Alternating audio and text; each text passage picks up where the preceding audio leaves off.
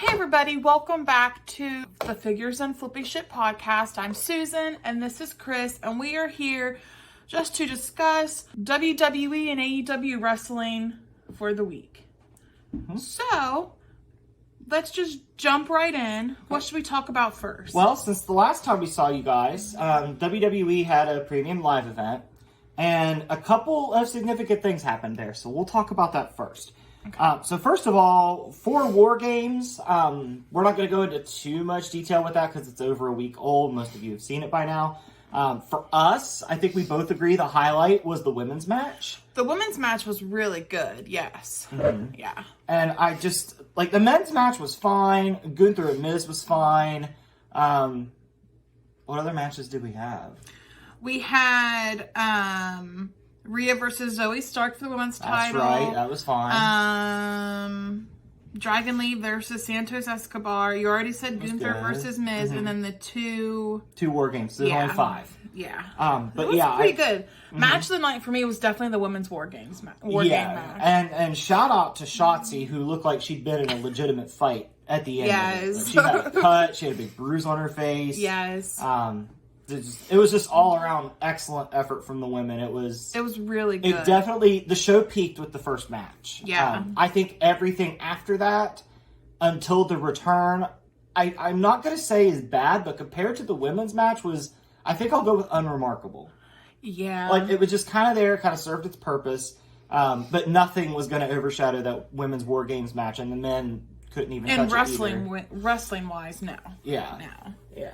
But we also, I don't know if this is something you planned on talking about earlier, but we also had some returns, too. Yes, that's what I was getting ready to tie into. Okay, so, yes. And they were all related to the men's, with the exception of one, which kind of got everybody kind of laughing. R-Truth is back. Which was my pick for best return of the night. Well, yeah, because of who you are and who's involved. Our second return we had was forecasted by Cody, and it was Randy Orton. And, of course, Randy Orton showed up late, thwarting Damian Priest's cash-in attempt. Yes. I like how they have the teasing of the cash-in attempt. Well, it keeps me guessing, like, when's he actually going to do this? Well, I love how, like, Rollins was so fired up about it. He was just asking Cody, he's like, where is he? Is he coming? And then he shows up late, and everybody wins, and nobody goes, hey, Randy, were you taking a dump or something? Like, what were you doing? Why were you late? Or I want to hear him be like, well, I heard there was going to be a cash-in, so I thought I would wait and just dick around and mess up the cash-in. Like, I want some kind of explanation. But the last return that we had, I'm sure everybody has known about because, and I'm going to steal something that I saw on the live thread. It's been WWE self-masturbatory all week. WWE has thrown in your face that CM Punk is back. And nobody thought this would be possible. And WWE, let me just remind you of something. If AEW hadn't existed and Vince wasn't gone, this wouldn't have happened. So just keep that in mind when you're self-filleting yourself over your CM Punk packages. That's such the WWE thing to do, though. It is. And the two returns have gone in different directions. I'm discounting R-Truth because R-Truth's just going to do goofy shit, and that's fine. That's his thing. Not worried about it. Randy Orton came back, pretty much had a direction on night one. Was like, I want the bloodline. And let me just say that we don't talk about it much anymore, and last night it kind of dawned on me. Where the bloodline story ruled the spring and summer of WWE, I now feel like it's gotten to the point where Roman shows up so little, and so little happens. Because before, Roman wouldn't show up, but stuff would still happen. Mm-hmm. Now, I feel like this is like is this even the top 5 most important story on SmackDown? Because half the time, I forget that the bloodline's still a thing. Yeah. So to me, you've tried to make Roman feel special by having him show up less, and to me, it's just kind of made the story meaningless. Yeah, it's like just the bloodline just feels tacked on right now. It only feels like it's doing anything when Roman decides to show up. Yeah, yeah. And I thought that he might show up and on Friday or yesterday. Well, I guess Friday, maybe not yesterday when you're watching this, but on Friday when Randy Orton showed up, I thought that'd be a good time for Roman to make an appearance, but I guess not. Well, no, because they didn't hype it up enough. You know, your fucking world champion showing up for work should not be an event. It should be a requirement, but I digress. Anyway, so yeah, that story doesn't feel super important, which really sucks because that's where LA Knight's at right now, and LA Knight does feel really important. And I can't believe I'm saying this, but I hope the staleness of the Bloodline story doesn't pull LA Knight down. And I can't believe that's a sentence I just said. After the spring and summer that we went through with the Bloodline, but I'm sorry, after Jay left and Sammy left, the story is just barely treading water. Yeah, it is. But anyway, that's where Randy's going to go. Our other big return, CM Punk showed up on Raw, talked about how he's back, he's the best in the world, and everybody else can try. He's finally home. And he alluded to the fact that not everybody will come back with open arms, but he didn't say who. And now he's going to be on SmackDown next week, and I imagine it's going to be a lot of more of dawdle. Here's my thing. I think when it comes to Punk, I think they wanted the pop of Chicago, but they actually don't have anything for him until the Rumble. So I think he'll just kind of float by a little bit. Because I've heard rumors that, and you know how wrestling rumors are, but I've heard rumors that the plan is for him and Rollins at Mania. They want to do a story with him and Austin, which I know that's a dream match for everybody, but I'm sorry. Punk's pushing 50 and injury prone, and Austin's pushing 60. That window has sailed. Yeah. I do not care about that match. I don't like Punk at all. Mm-hmm. I like Steve Austin. I like Stone Cold. But I just don't care about that match. And it's not even because I don't like Punk. Mm-hmm. I've said this before on this. Like, I don't like when time gets taken away from, like, younger talent. For the older talent. Yeah. And I would agree. Like, honestly, I don't really feel like WWE needed to bring Punk back. They had enough going that, he wasn't needed. He might have been needed in 2016 or 2017 when the product was in the toilet. Yeah. But I don't think you need him now. But he's just a win. For some reason, he's a win for people to have. I get it. He's a money draw. Well, he's a money draw. Mm-hmm. Not that WWE needs that money, but he's a money draw. And yeah. There are people that still really love him. There are people that worship the ground he walks on. So I get why they'd want him back. I'm not happy to see him by any means. I don't think he should have a job. Mm-hmm. But, because in the real world, you wouldn't. See, my thing is, if you entertain me, that's fine. But if you're... I don't want the drama with it. Yeah, if you're going to bring a lot of drama with it and make it not fun, then go away. But I'm not going to, like, unleash holy hell on him. I'm kind of over CM Punk, honestly. Mm-hmm. Like, I will never like him. Mm-hmm. I do not like that man at all. But he's not going to go away. So I just need to suck it up and live with it. So when he's on TV, I really don't pay attention at all. Mm-hmm. I don't really know what he's doing with his life, honestly. So I don't think WWE knows yet either. Well, I wasn't paying any attention. So, but I think that's how it should be on wrestling. Like, because there's so many different things. I can piss and moan about Punk, but I'm still going to watch the product because there's so many other things.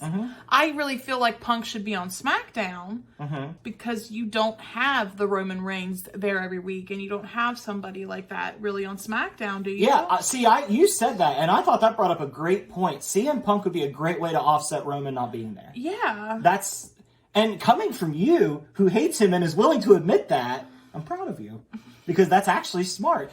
Plus, I don't think you need him on Raw because you've got Cody, you've got Rollins, you've got the Judgment Day. There's so much going on in Raw. You've got all these people on Raw that are running their own thing. And on SmackDown side, you have, like, LA Knight right now. Mm-hmm.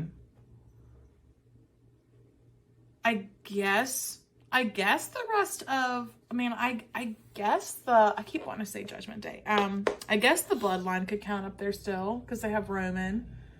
Yeah, but who else do you really have there, the big names, on SmackDown? Logan Paul right now, but he's part-time. Not there. You need, like, a full-time person. You do. And I hate this, but Punk would be a good fit there. Punk's your guy. If you're going to have two part-time champions, he's your guy. I can put aside the fact that I hate him to be like, okay, it's good for business, but I feel like it's best for business on SmackDown. Mm-hmm.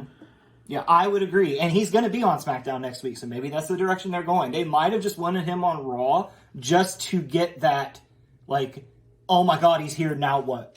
Yeah. Ratings bump. True. But yeah, those were our big returns. Like I said, Randy Orton hit JD McDonough with an RKO. That's really funny if you get a chance to watch JD McDonough now has a neck brace on. Yeah.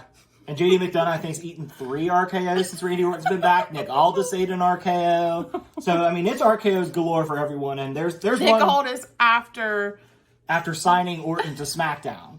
Yeah. But... Yeah. So. Well, anything else you want to talk about War Games that we didn't really touch on? No. Like I said, Judgment Day lost like I said they would. I said this would probably be the match they would lose, so that way they could get some comeuppance without losing their titles. Mm-hmm. The women, I was surprised Damage Control didn't win, but it seems like we've pushed into this a little more with kind of... Well, we'll talk about it later because I've got it marked down for a separate discussion point. So switching gears over to AEW. AEW is in the second week of the Continental Classic. And I still say I look at this tournament and there's some matchups that I'm really excited for, and I got one of them this week. Yes, we got to go to Collision Live. Yes, we were at Collision Live, so we saw Eddie Kingston. And Rampage. Yeah, we saw Eddie Kingston get the fuck beat out of him by Brody King, which was a pretty good match. And then Daniel Garcia and Claudio had a really good match. Yeah. As well. I don't know why I'm acting surprised. Both of them were really good at wrestling. Claudio, we were both super impressed with how large Claudio is in person. Because we were five rows back from the floor on the hard cam side. So if you're watching the show, you can actually see us. Oh, gosh. Which I didn't mean to do to you because I know you hate being on TV. I got it backwards with WWE and I thought the hard cam was behind us. So I apologize. I know the guy in front of us was like, no, the hard cam's facing us. Yeah, but WWE does it the other way, right? I'm not crazy. I think so. Yeah, because when you're on the hard cam side, the stage is to the right. WWE doesn't block off a whole section like AEW does. Yeah.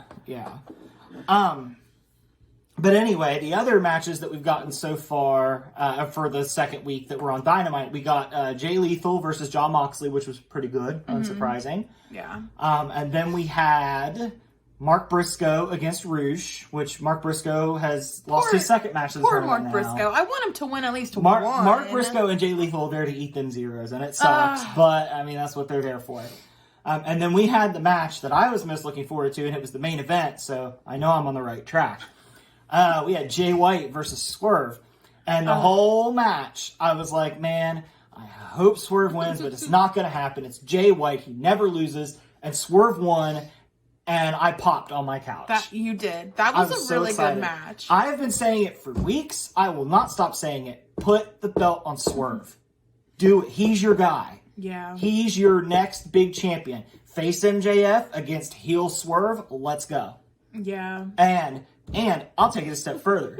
I will take it a step further. Okay, you take it a step further. MJF is playing hurt right now. Like, he's got the knee and everything. Hurt? What I would do, I would have him survive Samoa Joe, which I know a lot of people are against, but hear me out. I think you have him survive Joe, and when he's just barely functioning, I think you have Swerve destroy him. I hope that the dang devil does something. I want the devil to do something. I mean, we're slowly making progress, but this is just taking too long. The devil could help cost him the title.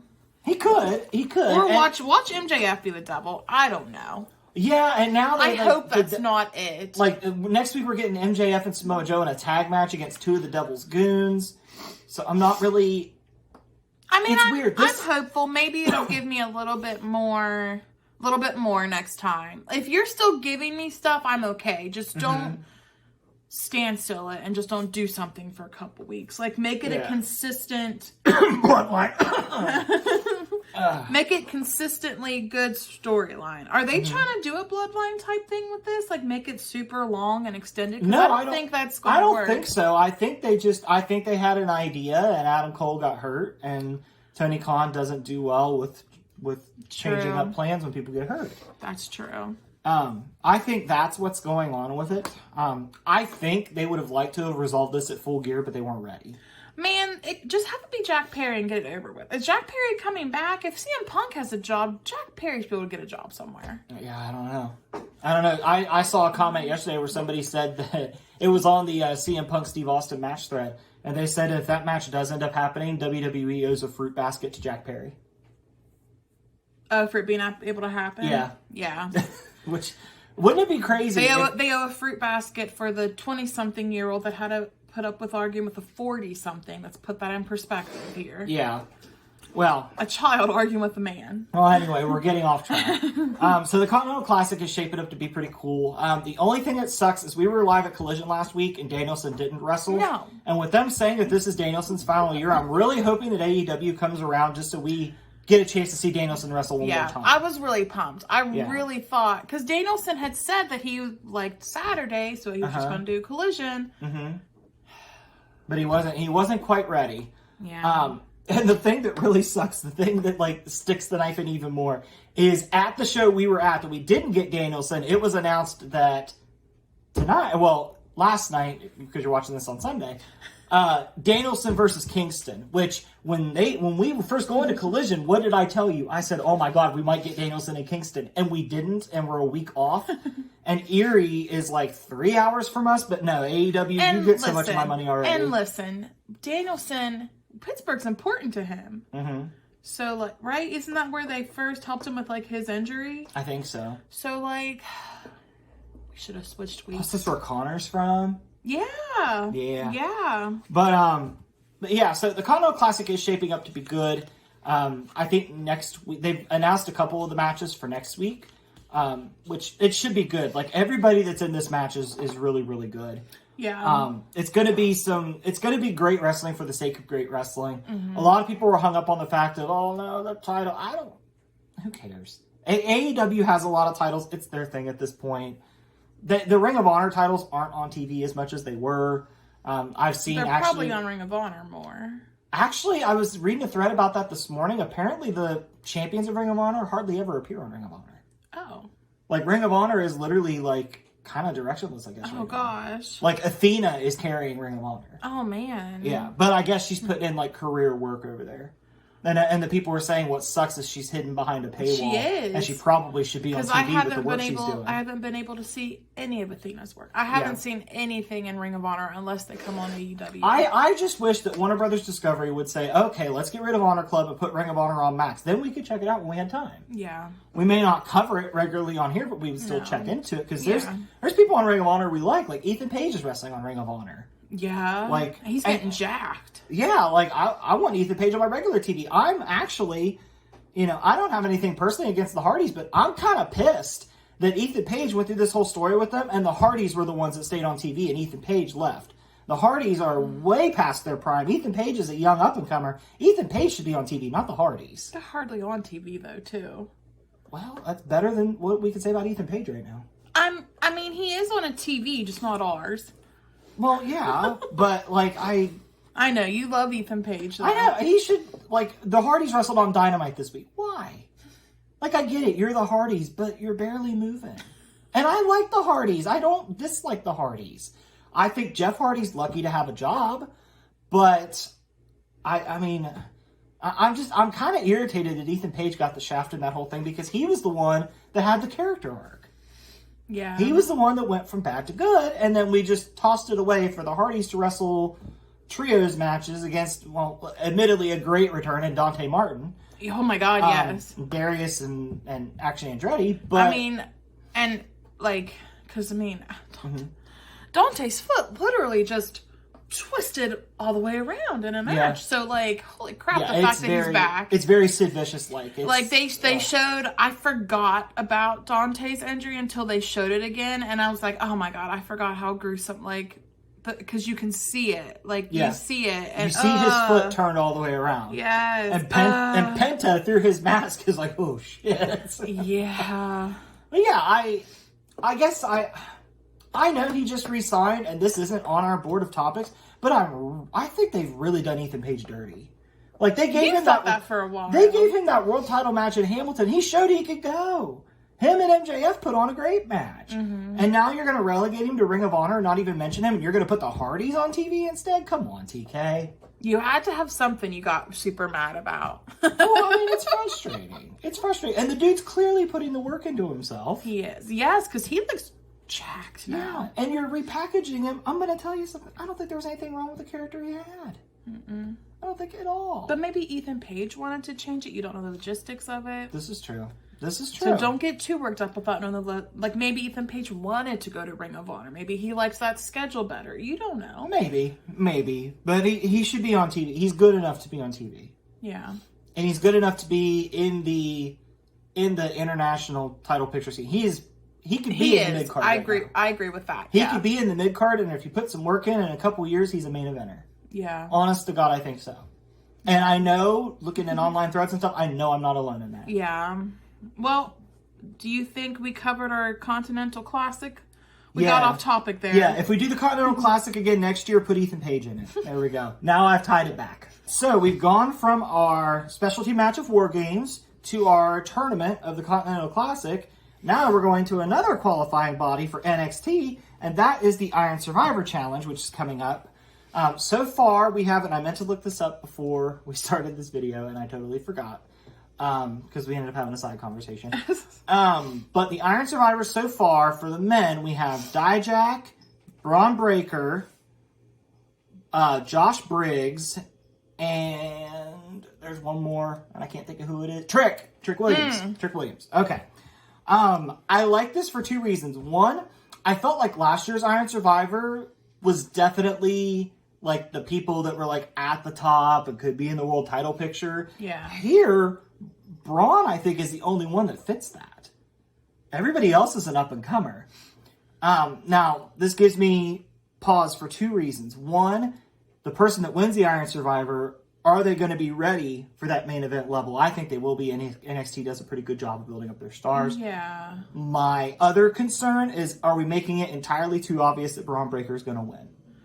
I mean, what was his name? Josh Briggs. They had the NXT, weren't they NXT champs before him? Tag champs, yeah. So he's been a champion. Trick was a champion. Braun's been a For champion. a day. But he was still a champion. Who was the other person? Dijak, I mean... he's fought for titles. Yeah, so I mean, is it really that... And he did go toe-to-toe with Dragunov, who's the current champion. Yeah, so... Okay. All right. I still think Braun Breaker's going to win this match. I do, too. Because I think his match that he gets out of it will be his NXT Swan Song. I think he'll get his one last shot at the title. I think we're going to get Ilya and Braun. I think it's going to be awesome. And I think Ilya's going to win and Braun's going to move on. I would hope... I feel like it's time for Braun to move up. I think he's ready. Especially with his heel character. I think he's ready. Yeah. And agreed. I won't lie. I wouldn't be too upset if he speared CM Punk in half. That would be fun. Oh my gosh. I mean, I wouldn't complain either, but... Well, not just anybody. Yeah. A lot of people want him to spear Seth Rollins in half and pick that program back up, which is fine. Yeah. I've seen people fantasy book him in a feud with Cody Rhodes. I've seen all kinds of stuff, and I think Braun's ready. Yeah. I wouldn't have said so a year ago with his babyface character, but his heel character has really helped kind of flesh him out a little bit. Yeah. Even though he's not on TV that much, he's on there enough that he gets the point across. I think he's ready. Yeah. On the women's side, it's been a lot of... the Last Chance match has a lot of women that you think would have qualified in the first place, like Kiana James, Roxanne Perez. I think we're having the same thing on the women's side, where we have Tiffany Stratton, who I think, like Braun Breaker, is the odds-on favorite. Yeah. And is the biggest name in the match so far. We've got Kalani Jordan. We've got... I don't remember. Lash Legend. Oh, yeah. She's Lash like Legend the random one. Way out of left field. She's like, to me, she's like the Josh Briggs of this one. Like, just kind of random. Except she's more random, because Josh Briggs has at least had gold. Yeah. And been involved in major stories. Lash Legend has Metaphor, which don't get me wrong, Metaphor is great. But, yes. And then who is the fourth? But anyway, I don't think it really... I'm not going to say it doesn't really matter, but I think Tiffany Stratton's taking this. Yeah. Because Tiffany Stratton's been kind of aimless since she lost the title. I think she's taking this. I think this is her and Braun's last go in NXT. I think they're main roster bound after this. Yeah. But the Iron Survivor was really fun last year. It's just a great chaos match with a lot of ridiculous rules that give the drama to the match. You know, everybody goes in every 5 minutes. It's like a championship scramble meets an Iron Man match with a penalty box. Like it is very creative. And the qualifying matches that have led up to it have been pretty good. Yeah. But, you know, we say it every week. If you're not watching NXT, give it a chance. For sure. Give it a chance. Yeah. You know, Chase U's about to possibly go down in a blaze of embarrassment. Check it out. Yeah. But yeah, I'm excited for the Iron Survivor. I think this could be NXT's staple match of the future, like for them. And I wonder if we'll ever see an appearance of it on the main roster or if it's something that just works in NXT. I don't know. It's interesting to think about. So we just talked about the Iron Survivor, where the winners of those matches will get NXT title opportunities, which I looked it up. Blair Davenport is our fourth. Sorry, Blair.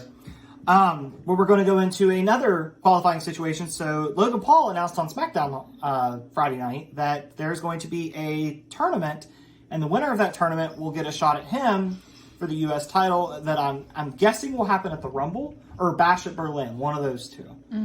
So I forgot Bash at Berlin is like right before New Year's Eve. But Logan Paul came out and he announced it's a good field. It's a good field. So 8 people. We have Santos Escobar, Dragon Lee, Karrion Kross, wherever he's been, Bobby Lashley, Grayson Waller, Austin Theory, Kevin Owens, and an unnamed NXT superstar. Now, the unnamed NXT superstar, do you have any guesses? Oh, Carmella, maybe? You think? I don't know. I'm trying to think of a name that's not being used in anything right now. That's typically being used. That's a good pick. My mind went to Axiom, but your pick's good. Oh, Axiom makes sense too. Axiom, yeah. Carmella's not really being used for anything right now down there. Yeah. But the one issue I have with this tournament is I think we've already telegraphed the winner because once Logan Paul announced it, he was only confronted by Kevin Owens. So I feel like we kind of foreshadowed it there a little bit. And then Logan Paul got on commentary and... Fat shaming, fat shaming, fat shaming. I thought that at first, but he is a heel. You can be a heel and not fat shame somebody, though. Okay, fair enough. Fair enough. There are heels, many heels, that do not mention weight. If that's all that Logan Paul could think of. Yeah, okay. Yeah. Okay. That kind of goes back to like Ronda Rousey whenever she was like slut shaming Nikki Bella. Like you come in and the only thing you think of are like fat shaming, slut shaming. Like get more creative. Speaking of Ronda Rousey, I saw a really funny comment on a thread today. It was the thread that Ronda Rousey said that she's not signing with AEW because she wants to be a full-time mom. And the top comment in the thread is, I have searched up and down throughout the entire wrestling community. I can't find anybody who fucking asked. You've probably seen people being like, please don't sign with AEW. This, like the Continental Classic, I think it's just going to be some really good matches. There's some really good names in here. You know, Dragon Lee, Santos, Bobby Lashley. Bobby Lashley, who randomly is really over right now. I know, for being so boring. Why is he so over? I don't know. He's been over since he got back. I don't understand. Honestly, I just kind of wonder if it's a case where, like, WWE's doing so well right now that it's getting almost back to the Attitude Era where anybody can get over on any given night. I guess. Like, how many... the crowd's starting to get behind DIY. Yeah. Because we heard, like, Johnny Wrestling chants on the main roster, which doesn't happen that often. No. They were pretty strong on Monday. Yeah. I'm sorry, I had a tickle. So, yeah, there's... WWE's in a really good place right now. Yeah, I think they're in the best place they've been in a long time. Agreed. And it's funny, a lot of people said, you know, just let Triple H run it. And a lot of people came out and said, oh, that won't fix anything. It's going to be the same thing. And it's two completely different products. It is. It's coherent. I haven't heard you complain about Raw in months. I have a hard time focusing for that long, though. But it's just 3 hours is just too long for me. But when you skip the commercials, you can cut it in half. 2 hours, perfect. Once it hits that 2 hour mark, I really have a hard time focusing on that last hour. Fair enough. But yeah, so I think the U.S. title tourney is going to be good. I'm excited for it. But like I said, I think we kind of telegraphed a little early that Kevin Owens is winning, but they could also swerve us at the end. Maybe, because I didn't even think about that at all. Yeah. Kevin Owens just always comes out to start a fight with somebody. That's true. Yeah. That's very true. He does. I didn't think anything of it. Okay, fair enough. Okay, so we're going to switch gears back over to AEW. We have our anticipated match this Wednesday, Dynamite Montreal. We're getting Adam Copeland versus Christian Cage. Yes. Now, for the ripping that I just did on the Hardys earlier in the show, I don't feel that way about Copeland and Cage because those dudes could still go, and this story's pretty entertaining. It is. Christian Cage is one of the most entertaining things on AEW TV right now. He is. And I love that Copeland is he's playing the angry, kind of straight man to this, like, smug, comedic thing that Christian Cage has going on. Yeah. Well, it's comedic. It's serious in nature, but it comes off comedic because the way he delivers it. I mean, just look at his Tron counting down the ways that he's a great father. So we got a segment this week on Dynamite where Christian Cage was like trying to appeal to Copeland. He used his mom. And it's funny because whenever he brought up, he was like, I know you were raised by a single mom. The crowd started to swell because they were like, here comes the father stuff. And everybody wondered when he was going to pull that out. But ultimately, he tried to hit Copeland with the TNT title, which is hilarious to me because he did it in a bad guy movie trope way. Because he didn't just hit him with the title. He had to yell first, which indicated that he was coming. And he got kicked in the nuts for it. And then you and I were sitting on the couch, and one of us said, oh man, he should tell Christian to go fuck himself. And what happened? He told Christian, but the best part about it was the AEW censor was late. So we got go fuck yourself completely unedited, and the crowd response was muted because the guy in the AEW truck was probably like, fuck. Like, probably something like that. Like Tony Khan probably got a call and a talking to from Warner Brothers Discovery. But I say it every week. There's no kid on this planet that hasn't heard that word somewhere. Get over it. It's a word. Words are only powerful if you give them power. And we give them definition. But anyway, so that's how that segment ended. It was glorious. I'm ready for their match in Montreal. I think it's going to be good. I think Christian's going to retain. I think it's definitely going to be Shenanigans City. Yeah. Especially with Kill Switch, which Christian Cage accidentally called him Luchasaurus, and the crowd was real quick to jump on him for that. And even he was just like flustered about it. He was like, ugh. But there's going to be some fucky going on with Nick Wayne and some Kill Switch. Copeland's not winning, but it's going to be fun. I think we're going to get those two at World's End one-on-one. I think that's our ultimate end goal. And I really want it to be a stip match. Me, personally, Copeland hasn't got to do a match like this in a long time, and he really shied. Late ladders match? No. And he really got the shine against Mick Foley. Give me Adam Copeland, Christian Cage, Texas Death Match. Oh, God, an AEW version? Give it to me. Yes. Have you saw that was the match, it was WrestleMania 22, I think, where Edge was speared through the flaming table, Mick Foley was speared through the flaming table.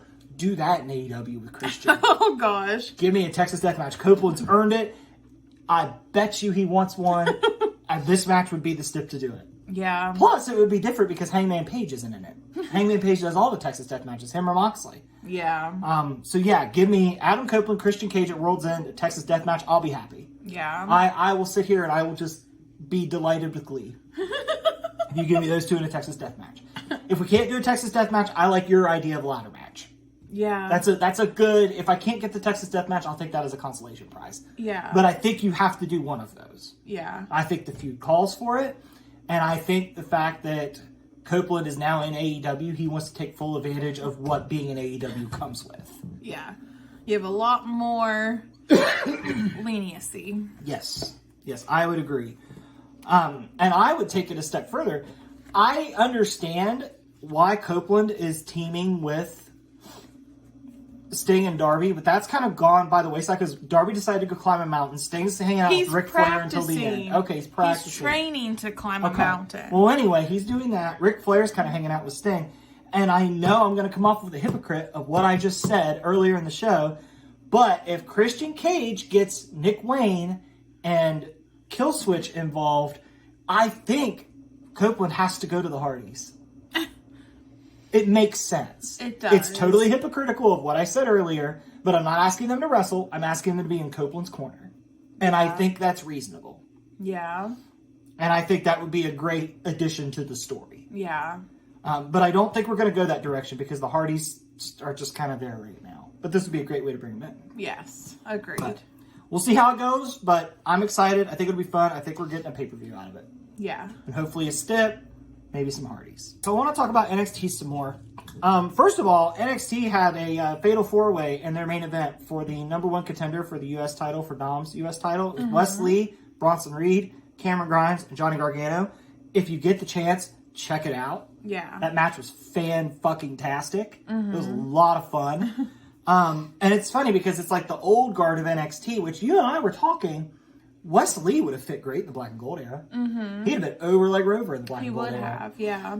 So I was glad to see that. Wesley, of course, got the win. It was easily telegraphed that's what was going to happen. Dom was on commentary. He was insufferable, as he always is.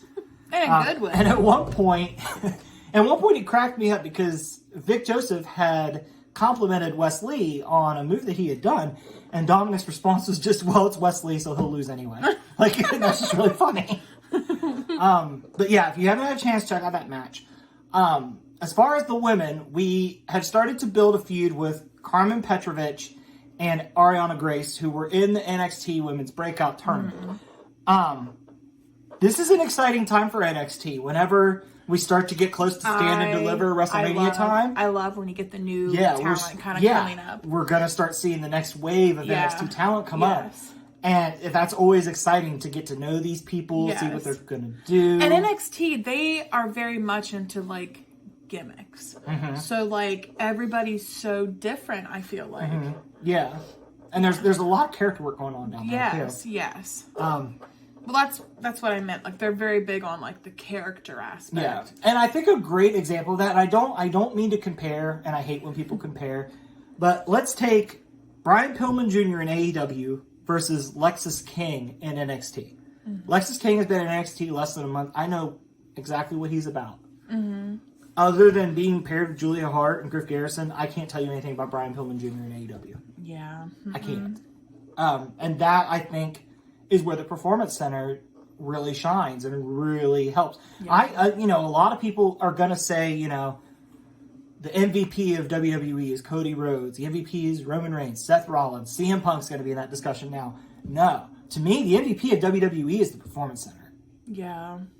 That is their crown jewel. That's their asset. Yeah. That is what they have that puts them above anybody else, is the Performance Center. Yeah. And NXT shows week in and week out why it's the best thing that WWE has going for them. Yeah. The amount of young talent coming out of there that, have never laced up a pair of boots, and 2 years in, they look like Tiffany Stratton. They look like Kiana James. It's unreal. It's unreal what they're putting together down there. Yeah. So yeah, this is a very exciting time to get involved with NXT. If you're not, and that's the great thing about NXT, Black and Gold was more like this. Was blatantly more like this. The new era of NXT kind of draws that out a little more.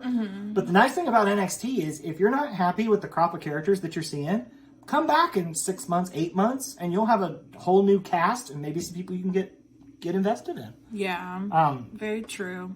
So NXT's great for that. And I will continue to say it. NXT is the little show that could. Absolutely give it a chance. Is it Black and Gold NXT? No. But it's great in its own way. It is, for sure. And it has its own identity. Yes, for sure. So it wouldn't be one of our videos if we didn't have some negative going on. And actually it was a pretty good week. The only negative I could find was we get to SmackDown, it's post War Games, Bianca starts the show. And Bianca says what I was afraid she was going to say and what I have been afraid she was going to say for a while. Bianca looks right in the camera and she says, "My business with Damage Control is far from over." And my first thought was, Bianca, you have been doing this for over a year. Like, can we get something else? Yes. Like, right? Like, they're like, Io was like, if you want to get to me, you have to go through all Damage Control. We did that. We did that shit a year ago. Yeah. Like, come on. Is Bianca Belair destined to fight with it? It's becoming Sami Zayn and the Judgment Day all over again. Yeah. Like, let Bianca Belair do something else. And now Charlotte's sniffing around the title again, which is just par for the course. I'm used to it at this point. Well, obviously not if you're complaining about it. Well, Charlotte's going to do Charlotte. I don't mind Bianca being in the title picture. I mean, she's one of the best that they have. She absolutely should be. However, please do something else with your time and just... it's frustrating because she's been feuding with Damage Control for what feels like my entire adult life. Like, it's crazy. Like, enough. Enough of Sami and the Judgment Day. Enough of Bianca and Damage Control. Like, it's starting to get a little played out. that's how you feel about things. I feel like that about people and things that like nobody else. I kind of feel that way about Cody Rhodes, like, because it's the same old thing all the time. So I get where you're coming from. And Cody's telling the same story, but at least he's feuding with different people. Bianca's telling the same story, feuding with the same people that she feuded with a year ago. Okay, I get it. Cody had Brock. He had the Judgment Day. He's moved on to Nakamura. Thank God Cody moved on from the Judgment Day. Yeah. And Sammy seems to be transitioning to Drew, but that just might be a one and done for Drew to prove a point. Yeah. But yeah, this Bianca... I agree. I feel like it's the same women that just keep fighting each other in WWE. Like, why can't Bianca and Charlotte have a non-title feud, and it's just, hey, these two are really good and really accomplished. They could feud with each other, and let them feud all the way through the Rumble. Yeah. Like, why not do that? Yeah. We don't need to rehash Damage Control. Give Damage Control some fresh faces to fight. Yes, agreed. I agree. And I know that's hard because half of the women's roster is in Damage Control. I know that's hard. But I think we're building to something with Bayley. Because Bayley's been left out. So there is a little bit of a wrinkle in the story from before because we have Bayley kind of on the outs. But honestly, I don't trust that to not get resolved and fall back in. Because that's what happened with Priest. Yeah. Priest was on the outs with Judgment Day, and then all of a sudden was fine. When he has gold, he's happy. Yeah. Which I guess you could say that's the point. When Priest has what he wants, he's happy. When he doesn't have what he wants, that's the story of your life. When you're happy, you're good. When you're not happy, I think that's most of us. Yeah. But like, still, you would think he would still have some residual feelings about things. But maybe he does. Maybe he does with War Games. But I don't know. I don't know. Just Bianca and Damage Control is so played out to me to this point. Like, it's to me. And I know this is going to sound harsh, but if we're going to keep doing this for a while, this is going to be the most uninteresting thing on SmackDown. And I hate to say it, but it will be. Yeah. And I hate to say it because the people of Damage Control deserve better than that. Yeah. So. Agreed. But I'm thinking after Mania, Damage Control is going to kind of fall apart as we currently know it. Yeah. But we'll see. All right, so our last topic. This week on Raw, Cody Rhodes announced that he is the first person to declare himself eligible for the 2024 Royal Rumble. Cody is about 2 months ahead on that. He must be really excited for the Rumble to come back. Number one, I don't think Cody should win the Rumble because he won it last year. I think somebody else should win the Rumble. I think if Cody gets Roman, it should be in the Elimination Chamber for something different. And for two, if Cody doesn't win the Rumble, who should? Who do you want to win? I don't know. Let's see. I have a feeling I know who it's going to be. LA Knight? No. Oh. No, I think LA Knight's wrestling Logan Paul at Mania for the US title, which is fine. It'll help keep him over because people love to boo Logan Paul. It'll work out fine. No. Here's my thing. If they do my idea and Rhodes wins the Elimination Chamber to challenge Roman, that means the winner of the Rumble will challenge Rollins. Who is the rumored opponent for Rollins at Mania? Oh, Punk. I think CM Punk's going to win the Royal Rumble. He's never won it. I think they'll bring him back to win it. Yeah, unfortunately, I probably... Yeah, I think so. Who I want to win, personally? Gunther. But that's my answer to everything. It is. In WWE, my answer to everything is Gunther. In AEW, my answer to everything is Swerve. But it's fine. It's two good people. I don't think I'm in the wrong. But that being said, I really doubt they'll have Cody win it twice in a row. I don't think anybody's won it twice. No, Austin, I think, won it twice in a row. I don't know. What are they going to do? They have Cody Rhodes and Punk. What is WWE to do? I don't know. Put themselves in quite of a pickle. It'll be interesting to see. Which favorite are they going to pick? It'll be interesting because Cody Rhodes has already come out and said, yeah, nobody's taking my spot at the top of the card. Fuck that. So, Cody obviously is not going anywhere from the top, which is fine. He's your most over guy. That should be where he's at. But yeah, I really think it's a good possibility that Punk's going to win the Rumble. And I guess I'm just trying to kind of prepare you for that now. I'm just over Punk a lot of times anymore. Like, I'm so over him. Well, the problem is the majority of the wrestling community is not. There are some that are. There's a lot of people. There's a lot of comments that I've seen that said, "Fuck Punk. He needs to be off my TV." Like, you're not alone. Yeah. By any stretch of the imagination. Yeah, I think there's a legit possibility Punk wins the Rumble. If it's not Punk, it'd probably be Cody. Cody probably be my second pick. But I don't think Cody should. I'm of the school of thought, I don't think anybody should win the Royal Rumble more than once. That's a pretty high honor that I think doing it once is enough. Mm-hmm. And there's not many people that have done it more than once. Austin's done it 3 times. He holds the record. Orton's done it twice. Hogan did it twice. Like, it's a very small group of people. But it's also a small group of people that have never won the Royal Rumble. Like, Chris Jericho never won the Royal Rumble. He was in, like, 19 of them and never won. Like, I don't think it was 19, but it's close to I feel like that's such a Jericho thing, though, to happen. Yeah. Like, Jericho never won when he was there. Punk, up until probably January, if I had to guess, has never won the Rumble. Like, there's a lot of people that haven't won the Rumble that you think would have. Undertaker never won the Rumble. Yeah. Like, so, to me, it's not something that somebody necessarily needs to do twice. Yeah. And I would even include Cody in that. I think Cody should win in the Elimination Chamber. Yeah.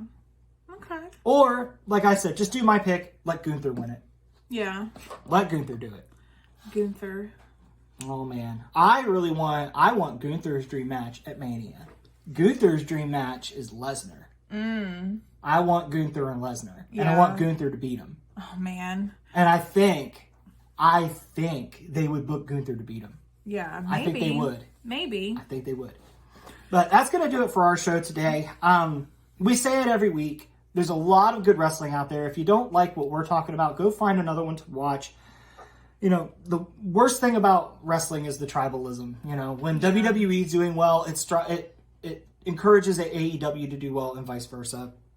Yeah. The only people winning right now are us, the fans. Yeah. You know, there's so much wrestling out there to access, so much good stuff going on, so many big names out there. I mean, there's people that it used to be whenever I heard of people on the indies, you'd list people and it's, I've never heard of them. I've never heard of them.